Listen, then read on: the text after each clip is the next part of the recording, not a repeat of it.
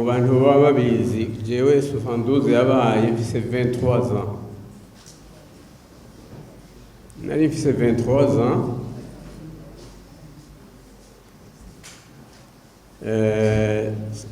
severe no kutaraza kumbaza no ibwira ivyo nabonye n'intango yavyo mbere kubera yuko jewe data yabaye umutware kandi yagiye kuba umutware mu Kirimiro kera cyane yagiye ava ahantu uriya mushinga ntayo hirya yubuze ahantu kwa ari mutamahera gusaza yitwa Nzigamye yagiye sogokuru pardon si data agiye gutwara gufasha umuhungu wa Karabona yitwa Buyoya sebo kwa Micombero rero singomba kuvuga ngo hariho ivyo muvuga ko ya 72 ariko bifise hari naho bafise inkomoko muri za 65 kuko hariho ibintu inkomoko yavyo yavuye i Rwanda kuri Kayibanda byinjira mu batware bari ngaha mu Burundi ico gihe izabaye gusangana je nibaza yuko bitari kwijana harabaye nk'ibintu by'amariposte n'ubu naho tutarashika muri ibintu bya 1993 yarabaye riposte y'ibyabaye muri 1972 rero ngarutse gatoya umugambo isangwe padere twebwe nta numwe atazi yuko ari umugambo wagwanije ibintu by'amacakubiri birya byarusha byagira bibe bya G7 na G10 sangwe padere yabigwanije cyane gose kuko dushobora kubakira ku macakubiri gutwara igihugu kigume mu mahoro byoshoboka n'ubu ikivugo cyacu ni démocratie et réconciliation rero nico kintu gikuru je nagomba guhagarara muri byose ubwa mbere ho twebwe je ndo munyenyarusange harabaye de drame hirya no hino mugabo kubera kuko aho sogokuru yatwaye yageza nta mututsi yigeze yica umuhutu nta muhutu yisha umututsi no muri 1993 urumva barakoranye bose baje inama bati ivyabaye ababigize muri imenya abantu bisha abantu hakurya iwacu Nyarusange ahantu mu Kabimba n'ahandi ati abo bantu barimenya abasoda baraje ico gihe baje gufata abo bafata abahutu ngo abahutu bamenje batware kw'icyo ariko umutumba wacu wa Kigara barahagaze bati nta muhutu yishe umututsi nta mututsi yishe umuhutu ngaha ni mu bijane hariya barahagarara barirwanira kandi barafashanya jewe rero aho mpagaze ico ngomba kuvuga sikindi hariya bahejeje kutwereka ibyo batwereka rero baci bavuga bati plus jamais n'ivyo bintu ntibigisubire ivyo bintu kuko bibandanije uko izo bari cercle vicieux ntaho tuzogera iyo kizopfa kidakize kizova kidateye imbere ariko ico novuga coco kuvuga ngo gusabana ikigongo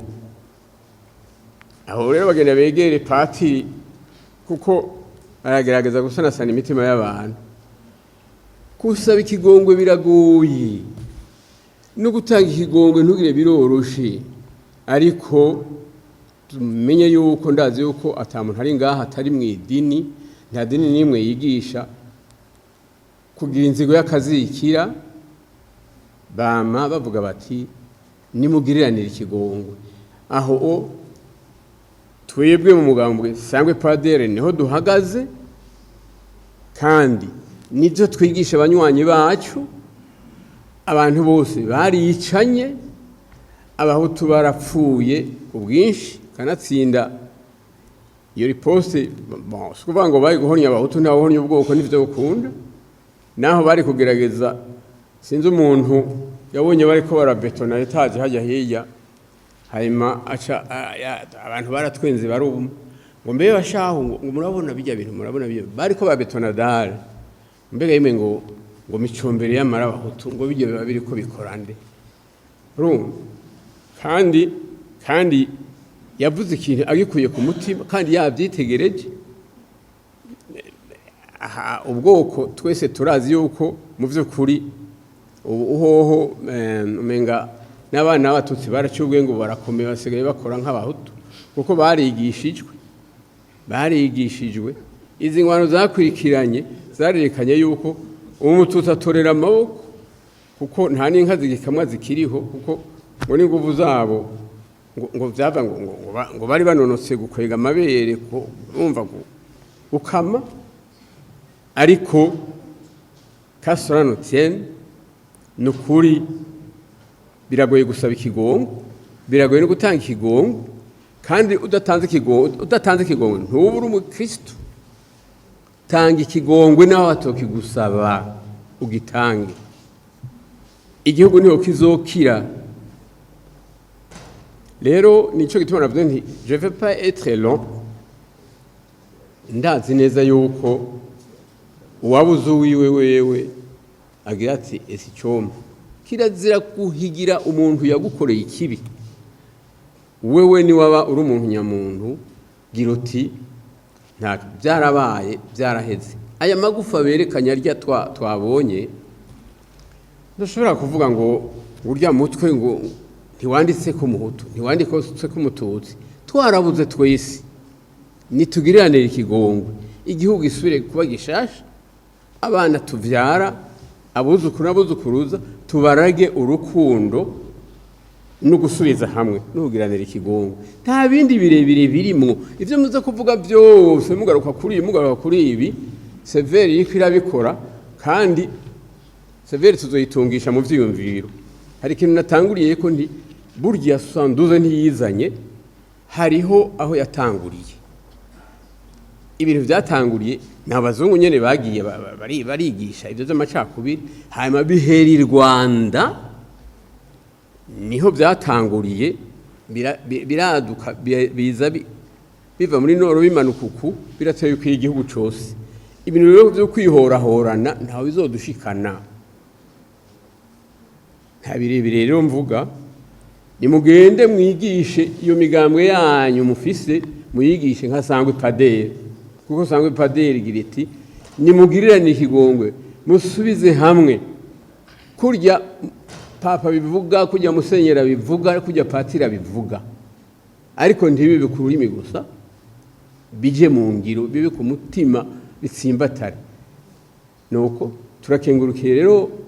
Severi kuko ikintu yakoze kirahambaye.